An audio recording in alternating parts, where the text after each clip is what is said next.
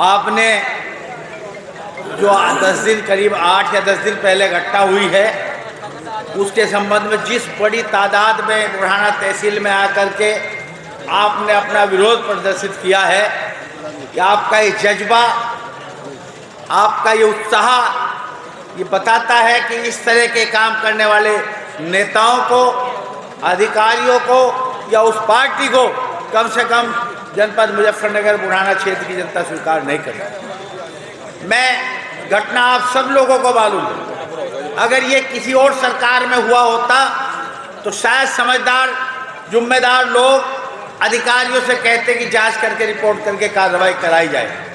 लेकिन मुझे दुख है कि ये ऐसी सरकार है जो ना किसानों के बारे में सोचती है, ना मजदूर के बारे में सोचती है, ना दुकानदार के बारे में सोचती है, ना बेरोजगार नौजवान के बारे में सोचती है। अभी प्रभात तोमर जी बता रहे थे गन्ने के बारे में, गन्ने का दाम बढ़ाया नहीं और NPK DAP का दाम कितना कर दिया आपको मालूम। अब ये घोषणा की है कि हम प्राइवेट ट्यूबवेलों पर कोई पैसा नहीं लेंगे। अगर नहीं लेंगे, अभी आपने घोषणा की है, तो बिजली के मीटर क्यों लगाए जा रहे हैं? हो सकता है हमारे जिले में कुछ लोगों ने कुछ गांव में दबाव से फिलहाल हटा दिए हों, लेकिन सरकार की तरफ से बिजली के मीटर लगने बंद नहीं हुए। आप सोच लें, ये भी बहकावा है। इस लड़ाई को भी आप लोगों को लड़ना है, क्योंकि यहाँ सब किसान और मजदूर बैठे हैं। अभी भी बिजली के ट्यूबवेलों पर मीटर लगने बंद नहीं हुए। अभी कोई ऐसी सहूलियत देने का काम दिल्ली और लखनऊ की सरकार ने नहीं किया। तो अकेले इस ब्लॉक की घटना की बात छोड़ दीजिए, विनोद मलिक जिस दिन से प्रमुख हुए थे, मैंने पहले भी कहा है, बुढ़ाने की जनता मुबारकबाद की बात, पूरे सहारनपुर मंडल में, तीनों जिलों में, सहारनपुर, शामली और मुजफ्फरनगर अकेला आपका प्रमुख जीता था, और राष्ट्रीय लोकदल गठबंधन का सबका प्रमुख जीता था।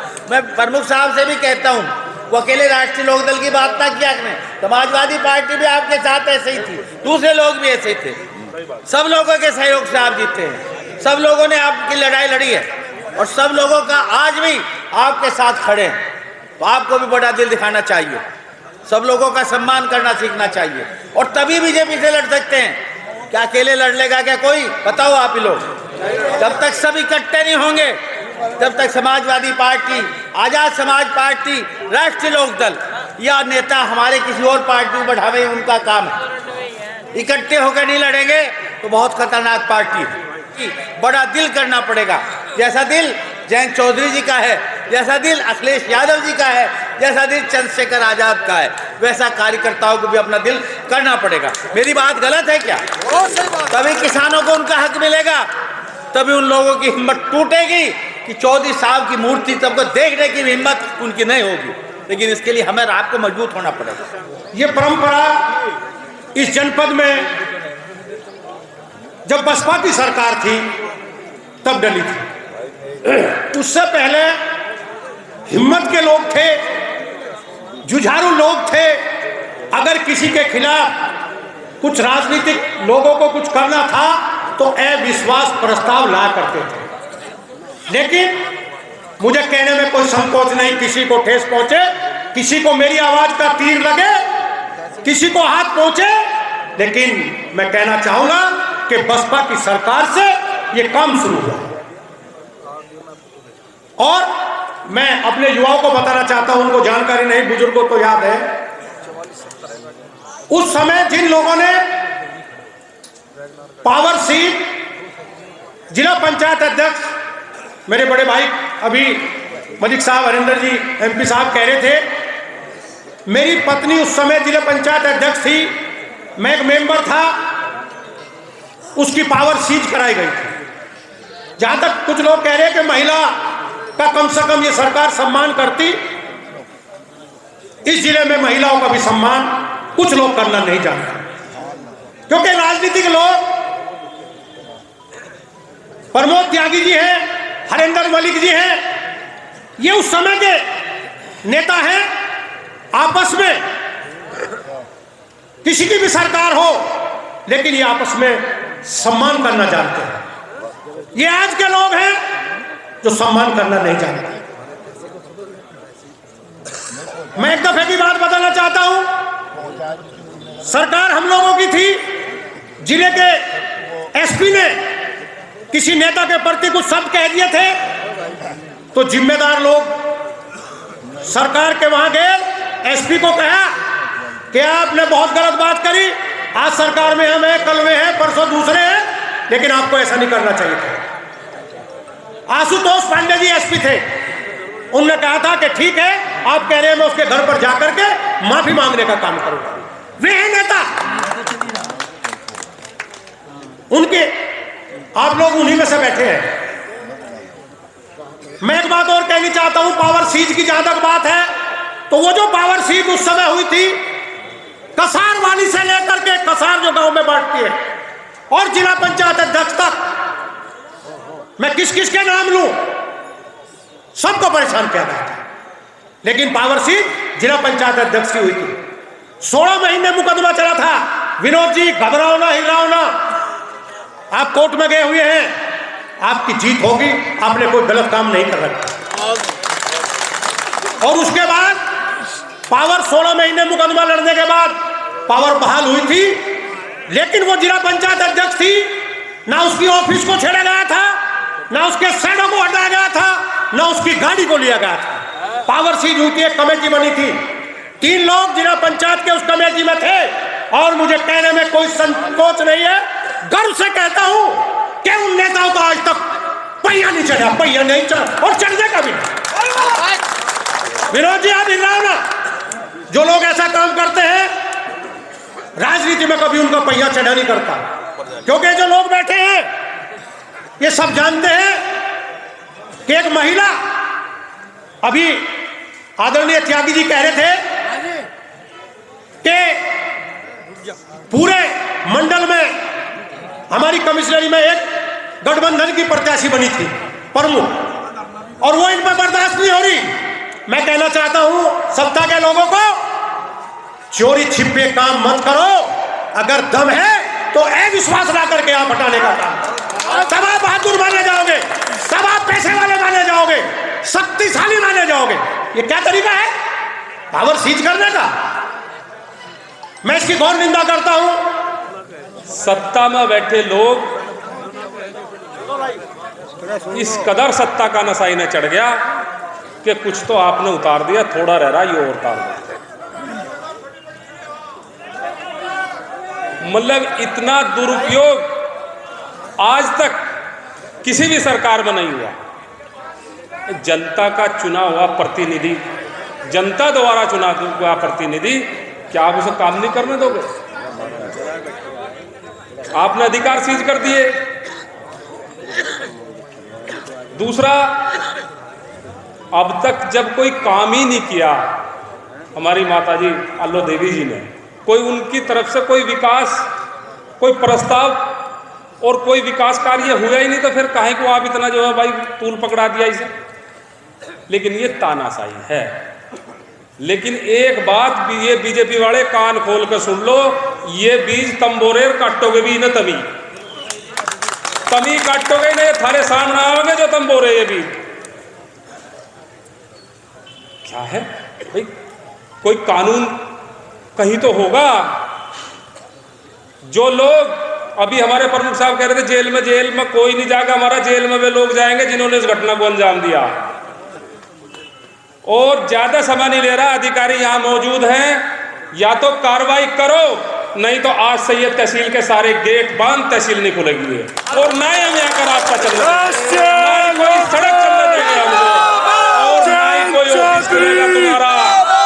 और आज यहाँ बंद होंगे, और जरूरत पड़ी तो मुजफ्फरनगर में भी यही हाल करेंगे आप लोगों का। लेकिन कभी भी जो है हम जो हार नहीं मानेंगे, संघर्ष करेंगे। प्रमुख साहब हैं, कैसे रोक लगे तो फिर भी बन जाएंगे हैं जी। ये तो अब कभी बन गए थे, अब का तुमने जो अड़ंग अड़ा दिया तो फिर भी बन जाएंगे, क्योंकि जनता आपको नकार चुकी है और नकारेगी। अपना हाल देखिए थारा क्या हाल होगा। मुझे तो अफसोस ये है कि कभी कभी हमारे पढ़े लिखे अधिकारी भी चूक कर जाते हैं। बहुत छोटा मामला था, जांच आपको करनी थी, इन्होंने तहरीर दी थी, मुकदमा दर्ज कर लेते, आप एक्सपंज कर देते, 182 का मुकदमा इनके खिलाफ चला देते, आप एफआईआर लगा देते, इसकी जरूरत नहीं थी। मामला मात्र शक्ति का है। विनोद मलिक को अगर ये गलत फहमी हो कि हम इसकी वजह से आए, नहीं, अगर टोल पर इसका कोई झगड़ा हो जाए, इसके व्यापार में हो जाए, तो हम इसका साथ नहीं देंगे। ये मामला उस मात्र शक्ति का जो पूजा के योग्य है, जिसे हमारे शास्त्रों ने पूजनीय का और वंदनीय कहा है, मातेश्वरी, हमारी चाची। अगर इसकी माता जी हो तो हमारी चाची भी है। किसी की ताई होगी, किसी की दादी होगी, बापी वाले तो थोड़े ही बच रहे। दोस्तों, अफसोस ये है, अभी भाई तिरसपाल जी बता रहे थे, हम लोगों ने तानाशाही भी देखे। हम पढ़ते थे, विद्याभूषण जी, आदरणीय स्वर्गीय विद्याभूषण जी बड़े तानाशाह मंत्री थे। हमारा रोज झगड़ा होता था, हम स्टूडेंट लीडर थे। परंतु जब 85 में टिकट मिली तो उनका पत्ता साफ था, उनको टिकट देने वाला था नहीं पार्टी में। और वो विद्याभूषण जी मेरे साथ खड़े थे 85 के चुनाव में, जब मैं लोकदल से चुनाव लड़ा। उस महान व्यक्ति की, जो एक देश का पूर्व प्रधानमंत्री नहीं, महान स्वतंत्रता संग्राम सेनानी, कितने लोग जानते हैं? श्रद्धेय चौधरी चरण सिंह और पूजनीय माता गायत्री देवी जी ने जेल काटी है इस देश की आजादी के लिए, जेल गए। उनकी तस्वीर को डिसलोकेट कर दे, इससे बड़ा पाप इस आजाद भारत में हो नहीं सकता। और दोषी वो सब है जिन्होंने उस पाप को छुपाने की काम किया, उसको दबाने का काम किया है, उस एफआईआर को ना लिखने का काम किया। पता नहीं सरकार ये चाहती है कि इन्हें उत्तेजित करो, लोगों को सड़क पर लाओ। मेरा लंबा अनुभव, जब सरकारें चली जाती है, सरकारें गई हैं, मैंने वो दिन भी देखा है जब इंडिया इज इंडिया कहा जाता था और इंडिया जी स्वयं चुनाव हार गई। फिर कमीशन बनते हैं, जांच आयोग बैठते हैं, जांच होती है, गर्दन किसकी फंसती है इसका जरा हमेशा हिसाब रखो। और राजनीतिक आदमी का दिमाग कंप्यूटर होता है। आप तात्कालिक निर्णय लेते, हम दीर्घकालीन निर्णय सोचते हैं। हम कभी भी संविधान से बाहर सोचने का काम नहीं करते। उस महान स्वतंत्रता संग्राम सेनानी जिन्होंने देश की और प्रदेश की पंचायतों में बैठने का मौका हमारे ऐसे लोगों को दिया, अगर चौधरी चरण सिंह ना होते तो मुलायम सिंह यादव जी इस देश के 4 बार प्रधानमंत्री मुख्यमंत्री ना बनते, देश के रक्षा मंत्री ना बनते। आदरणीय स्वर्गीय अजीत सिंह जी कभी केंद्रीय मंत्रिमंडल को सुशोभित ना करते। और बहन मायावती जी जो है, उनका चरण सिंह से कोई वास्ता रहा हो, 4 साल से ना रहा हो, अगर वो राजनीति में चौधरी चरण सिंह ना आए होते, छोटी चीज से चरण सिंह, तो मायावती जी कभी मुख्यमंत्री ना बनते। राजनीति सरमाएदारों की तिजोरी में कैद थी। हमारे जिले में वीरेंद्र वर्मा जी ने सहयोग किया और इस देश की जनता को आदरणीय स्वर्गीय चौधरी चरण सिंह ने, जिसके पैर की धूल के बराबर भी नहीं है, उसने रास्ता दिखाया। और दोस्तों, उसके चित्र को हटा दे, अगर हटा है तो यह गंभीर मामला है और ये सदन और सरकार में सब जगह उठाने का मामला है, सब जगह उठाने का काम होगा। मैं आपको बता रहा हूं, नीतीश कुमार हमारे साथ थे, लालू यादव हमारे साथ राज्यसभा में रहे, उनका भी इसमें चौधरी चरण सिंह है। मैं किस किस प्रदेश के नाम गिनाऊं? मैंने बरनाला जी को देखा, आज इस दुनिया में नहीं। मैंने प्रकाश सिंह बादल जी को सुना, बैठ करके सुना है। वो चौधरी चरण सिंह को अपना गुरु बताते थे कि सिखों के 10 गुरु है, उसके बाद अगर धार्मिक भावना याड़े ना आवे तो मैं ये कह दूं कि चौधरी चरण सिंह भी हमारे गुरु थे। ऐसी घटनाएं नहीं हुई। गवर्नमेंट में दो और गवर्नमेंट में कम, बट ये डेमोक्रेटिक सेटअप अधिकारियों कंधे पर बैठ करके चलता है। चुनाव भी ये निष्पक्षता से वो कराते हैं, संपन्न कराते हैं। हम लोग जनता के रहमो करम पर हैं, हमारे फैसले यदा कदा जनहित में ना होकर के मत हित में होते हैं, पर आप अपनी बल बुद्धि पर चयनित हुए हैं। आपके फैसले तो संविधान के अनुकूल होने चाहिए, जो पासिंग आउट में आपने जो शपथ खाई थी उसके अनुसार होने चाहिए। आप हमारा इलाज कर सकते हैं, हम बखूबी जानते हैं। आजकल तो जिस नेता का इलाज करना हो, एक FIR दर्ज करो, 4 गवाह लगाओ, 2 साल की सजा कराओ और विक्रम सैनी बनाओ। परंतु यह मत भूलो, हम भी कम पढ़े लिखे नहीं है। जिसकी तलाश में लग जाए उसका कैरियर बर्बाद कर सकते हैं, हम ट्रांसफर को नहीं करा सकते। हम चरण सिंहवादी लोग हैं, गांधीवादी लोग हैं, हम मारपीट में, हिंसा में विश्वास नहीं रखते, पर हम पढ़े लिखे लोग हैं। हमारे माँ बाप ने हमें पेट काट करके पढ़ा है, हम स्कूल में फीस माफ करके नहीं पढ़े। हमारी कलम भी चलती है और हमारी जिह्वा भी चलती है, हम दोनों को वो चलाना जानते हैं, जलना जानते हैं। पर दोस्तों, किस गांव में स्मैक नहीं बिक रहा? बताइए, आप में से कौन सा बताऊंगा? बिक रहा है गली गली में स्मैक? कहां सट्टा नहीं हो रहा? ये कौन करा रहा? कौन किसकी मर्जी से हो रहा? हाँ, हम शराब बिकवाते हैं क्या? हम दावे और चुनौती के साथ कह सकते हैं 44 साल हो गए राजनीति में, अगर कोई एक पैसे का ब्लेम लगा दे, एक माननीय मुख्यमंत्री हमसे नाराज होंगे। उन्होंने डीएम को कहा कि इसने बड़ा परेशान कर रखा है, इसकी जांच कीजिए, तो डीएम ने उसे कहा नहीं, ठेकेदारी करता रहता है, हवलदारी करता, क्या बिगाड़ूंगा इसका? सभी सम्मानित नेतागण और सब भ्रांत व्यक्ति जो आज तहसील परिसर में पधारे हैं, सबको प्रणाम। आप लोग शांतिपूर्ण ढंग से पूरा अपना धरना देते रहे। आप लोगों का सब हम लोग भाषण और जितनी वार्ता थी वो सुनते भी रहे और उस पर अपनी दृष्टि भी बनाए रखे। अभी बीच में हमारी जो डीएम साहब हैं, उन्होंने ये ब्लॉक वाली जो प्रकरण है इसकी जांच वीडियो साहब को दी है। वीडियो साहब उस जांच को 3 दिन में कंप्लीट करके डीएम साहब को सुपुर्द करेंगे। फिर उसके ऊपर जो भी बनेगा, जो भी उसका घटनाक्रम बनेगा, जो उस पर FIR बनेगी, वो उस पर पंजीकृत होगी। बस यही बात है जो हमारी और SDM साहब की तरफ से संयुक्त रूप से आपको बताई जा रही है। धन्यवाद। आदरणीय सभा के माननीय अध्यक्ष जी, सभी हमारे जनप्रतिनिधिगण और दूर दूर से जो हमारे कृषक बंधु आए हैं, जैसा CO साहब ने कहा है बिल्कुल 100% वही बात है।